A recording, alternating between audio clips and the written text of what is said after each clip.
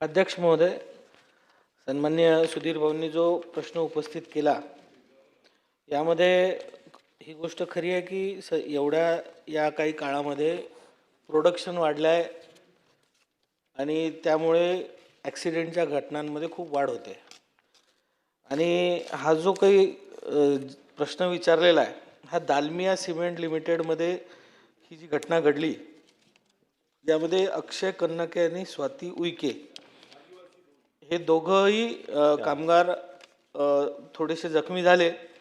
आणि जखमी होण्याचं कारण असं होतं की सल्फ्युरिक ॲसिडचं जे टँकर होतं ते त्याचं टँकरमधलं ॲसिड टँकमध्ये ट्रान्सफर करण्याचं काम सुरू होतं आणि ते टँकमध्ये ट्रान्सफर केल्यानंतर टँकर चालकाच्या चुकीने त्यांनी तो हाऊस पाईप काढला आणि त्या टाकीवर ठेवला आणि त्या दरम्यान बाजूनी हे दोन्ही कामगार जात असताना त्यांच्यावर हे ॲसिड पडलं.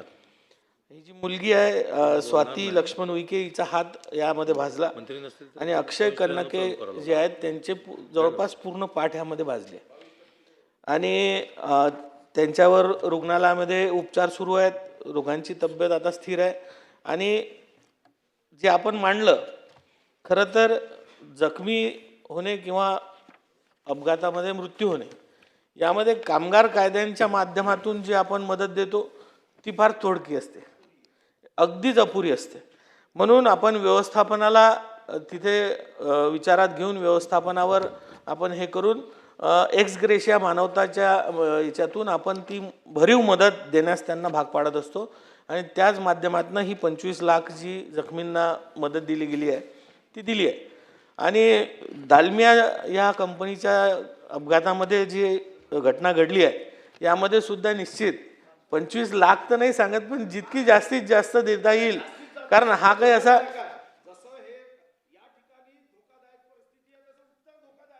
नाही धोकादायक नाही आहे. मिनिटात वाढवून देता, आमदारांचे पगार वाढवता. इकडे आपण म्हणतो की ही पृथ्वी शेषनागाच्या मस्तकावर नाही श्रमिकाच्या मुठीवर आहे आणि त्याच ठिकाणी त्या श्रमिकाचा जीव एवढा असा स्वस्त फुटाण्यासारखा हा दालमियानी हजारो कोटी रुपये कमवायचे, 500-500 कोटी CSR द्यायचा आणि 25 लाख. मी तर म्हणतो की या संदर्भात कायदाच केला पाहिजे की जखमी झाला की 25 लाख, मृत्यू झाला की 75 लाख. नागपूर हा नागपूरचा अशा पद्धतीच्या मदतीचा करार हा महाराष्ट्राला लागू करा. जास्तीत जास्त म्हणजे काय, म्हणजे पाठ आहे त्याची छोटी मुलगी येऊन सांगताय की त्यांना दवाखान्यात कोणी भेटायला सुद्धा गेलं नाही.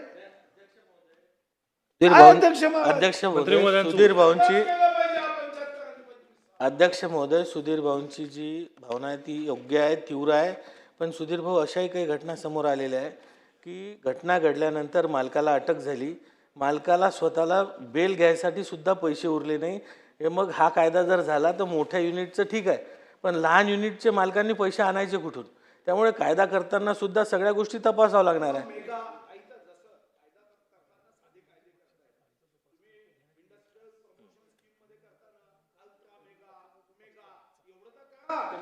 नाही तर मी ते सांगतोय ना भाऊ, शीट मध्ये प्रॉफिट आहे त्यालाही तुम्ही 25-75 करणार नाही असं तर होणार नाही. नगरसेवकांना एक पगार, आमदारांना दुसरा पगार असं करतोच ना आपण काय आमदारांचा पगार नगरसेवकांना देतोय का, सरपंचांना देतोय का? तेही तर लोकशाहीच्या शृंखलेमध्ये महत्वाचे आहे. तसं उद्योग क्षेत्रात समानता करू नका ना. एखादा BPL असेल, फाटके कपडे घालत असेल ठीक आहे, पण स्वतः सूट बूट शू शिवाय फिरायचं नाही महागडे आणि त्यांनी 25 लाख रुपये द्यायचे नाही. तर तुम्ही यामध्ये जास्तीत जास्त उत्तर देऊ नका. आकाश नाव आहे, आकाशासारखं मन ठेवा. 25 लाख त्याला द्यायला लावा. तो तिकडे गाई म्हशी असे वाटतो, दान करतो आणि इथं ऍसिडनी त्याची पाठ जगू नये, भेटायला सुद्धा गेले नाही त्याचे HR वगैरे, असं कसं उत्तर देतात? अध्यक्ष महोदय, निश्चित सुधीर भाऊंनी म्हटल्याप्रमाणे आम्ही व्यवस्थापनाला जास्तीत जास्त अध्यक्ष महोदय मंत्री महोदयांचं उत्तर तरी पूर्ण होऊ द्या.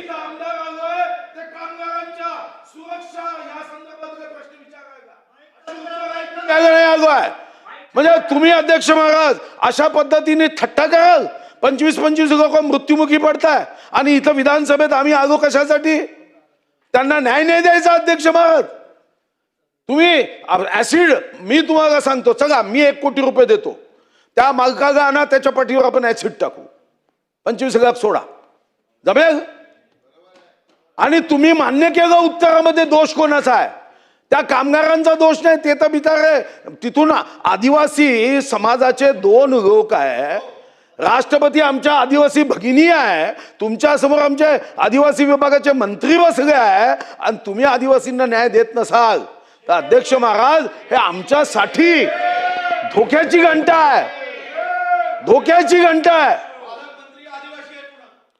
दोन्ही आदिवासी आहेत, काय चुका अध्यक्ष महाराज? अरे मंत्री तुम्ही महोदय, उत्तर घ्या. 25 लाख रुपये तर द्यावेच लागतील, बाकी तर मग नंतर आहे प्रश्न.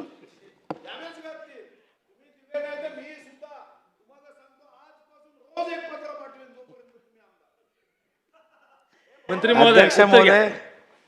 अध्यक्ष महोदय, निश्चित मी पुन्हा सांगतो,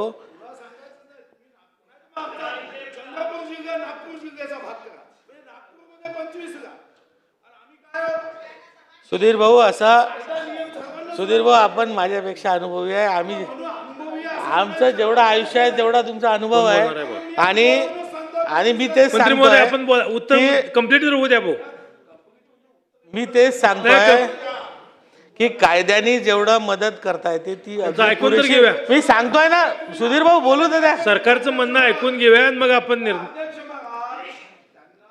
मी अनुभवी आहे, त्यांचा अनुभव थोडा कमी आहे, म्हणून मी एकदम ट्रेन करण्याचा प्रयत्न करतोय, त्यांना ट्रेन करण्याचा प्रयत्न करतोय की मंत्रीपद आहे, मी अनुभव आहे, 1 दिवस जाणार आहे, त्यांचंही जाणार आहे, माझंही गेलं, मग कमीत कमी काही पुण्य कमवण्याची संधी कारण त्यांना दिली पाहिजे. आपलं एकदम सहकारी आहे, आता ते पुण्य कमवणार नाही तर पुढे काय होईल? म्हणून आणि काय दागमिया कोण कशा घाबरायचं आहे का? त्या दागमियाला उद्योगपतीला घाबरण्यासाठी आपण थोडी आलो इथं सभागृहात, तो किती बदमाश आहे याच्यावर मी बोलणार नाही, पण तुम्ही त्याला घाबरायचं काय कारण आहे? 25 काय मागितलं? कामगारांना 25 लाख रुपये देणे, एक कायद्यासाठी आमदारांची समिती करणे, जिल्ह्यामध्ये येऊन तुम्ही बैठक घेणे. मी तुम्हाला यासाठी सांगतोय, अन्यथा मी आकडे शोधतोय, गेल्या इतक्या वर्षामध्ये एकाही तिच्या CMD कुणालाही कधीच शिक्षा झाली नाही. हे सर्व बकवास आहे. ही तुमचे कायदे म्हणजे कशी भीती आहे माहिती आहे का? माझी 3 वर्षाची नातीन आहे, हुशार आहे, ती नेहमी मला घाबरवण्यासाठी काय करते, कधी प्लॅस्टिकचं उंदीर असं आणून सोडते, कधी अजून काही सोडते. ठीक आहे, मी घाबरण्याचा भास करतो, पण तिला एवढी बुद्धी आहे की आजोबाला एकदा उंदीर ठेवला तर दुसऱ्या वेळी ती उंदीर ठेवत नाही, कारण माहिती आहे की उंदीर ठेवला हे माहीत झालं तर प्लॅस्टिकचं ठेवायचं नाही. तुमचे कायदे तसे आहे, कायदे बदलले पाहिजे. तेच ते कायदे, या कायदे कोण घाबरत आहे तुम्हाला? तुम्हाला आमदारांची समिती करणं गरजेचं आहे. 25 लाख द्या, आमदाराची समिती करा आणि मन मोठं ठेवा, पुण्य कमवा, पुढे जा, आयुष्यात मोठे व्हा. हीच एक अनुभवी मंत्री म्हणून आपल्या छोट्या 25 लाख तर द्यावेच लागेल. अध्यक्ष महोदय, आदरणीय सुधीर भाऊंचा अनुभवातनं आम्ही शिकतोच आहे. आणि भाऊ तुम्ही जसं म्हटलं की पुण्य घे, तर मी तेच म्हणतोय की जास्तीत जास्त मध्ये पुण्य 25च्या वर जर तो तयार झाला तर तुम्ही 25 वर का थांबताय? माझं म्हणणं आहे आमचा प्रयत्न 25च्या वर जायचा आहे. मी त्यासाठी जास्तीत जास्त म्हणतोय, म्हणून जास्तीत जास्त